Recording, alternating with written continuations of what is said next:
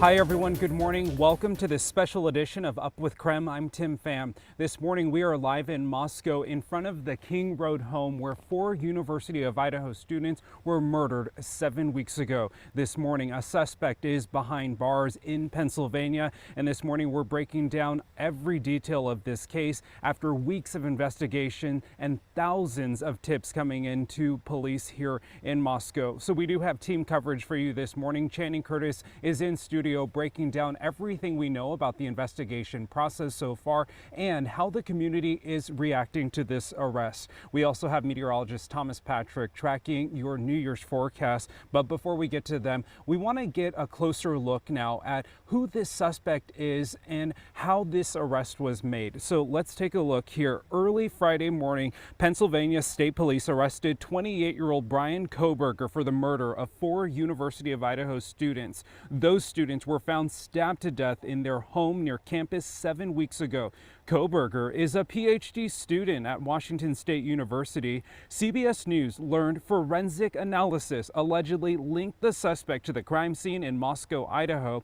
He has been charged with 4 counts of first-degree murder and felony burglary. Police still not saying whether the suspect and the victims knew each other.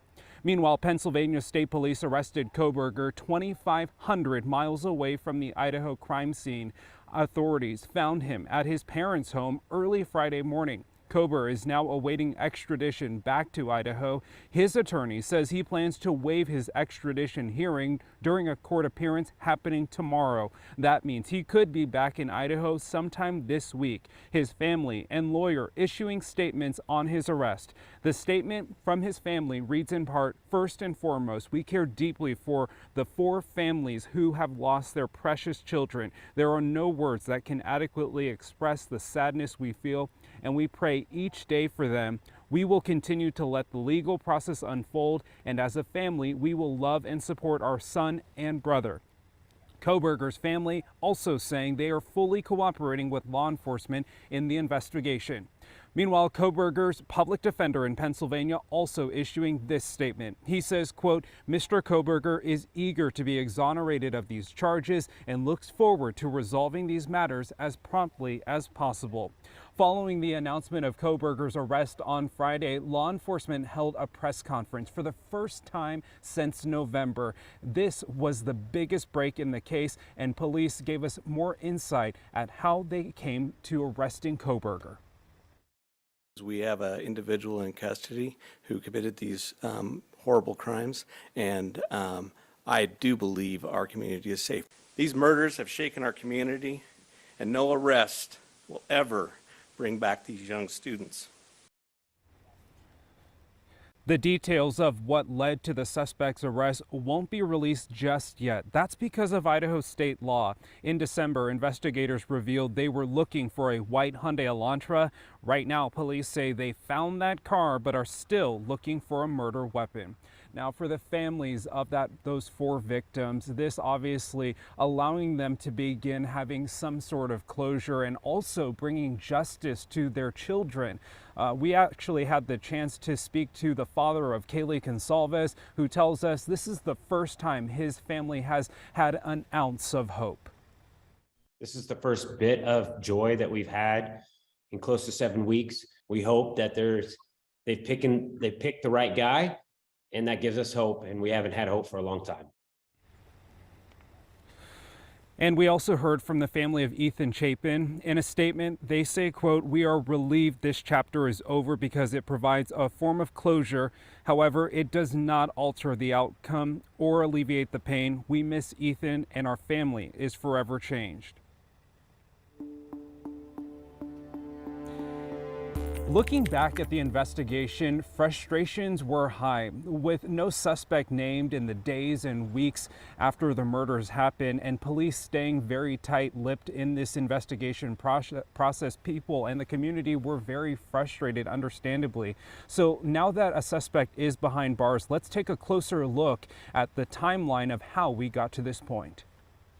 On the night of Saturday, November 12th, Madison Moken, Kaylee Consalves, Ethan Chapin, and Xana Kernodle went out in Moscow. Their roommates returned to their home around 1 in the morning on the 13th.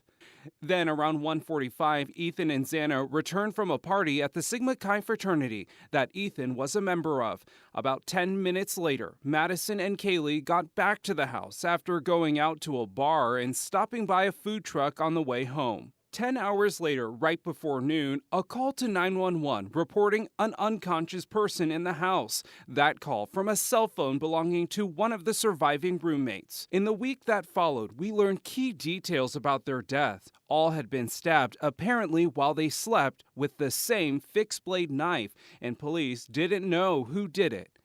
It was almost 3 weeks before the next major development. On December 7th, police said they wanted to find a white Hyundai Elantra that was seen near the home around the time of the murders. Fast forward to today, and finally an arrest on the other side of the country. So like we mentioned earlier, Kohberger is a student at WSU studying criminology, earning his PhD. So let's take a look at his background and what we know about Kohberger to this point. Records show that the suspect is from Pennsylvania, which is also where he completed his undergraduate studies at DeSales University. He also graduated with a master's in criminal justice from the same school. Most recently, he became a PhD student at WSU. Kohberger was also an assistant instructor who just completed his first semester in the program. Moscow police say his last known address is in Pullman at an off-campus apartment complex. This is video of that complex. We spoke to someone who lives there who says it's disturbing to think he could have been living near someone capable of committing these crimes. I'm just kind of dumbfounded, that this could be going on right here, or somebody could be conspiring to do something like that right here. We also learned about 6 months ago, a since-deleted Reddit post shows the suspect asking for participants in a research project to, quote, understand how emotions and psychological traits influence decision-making when committing a crime. So like we mentioned, that suspect has an extradition hearing set for tomorrow. We're told by his lawyers that he's expected to expedite that process, so he could be back in Idaho as soon as this week. We're live in Moscow this morning. I'm Tim Pham, KREM 2 News. Channing, back to you. All right, thank you, Tim. We really appreciate you breaking down everything for us. Now, again, this continues to be a developing story, so we'll bring you more updates on the suspect and investigation as we learn more.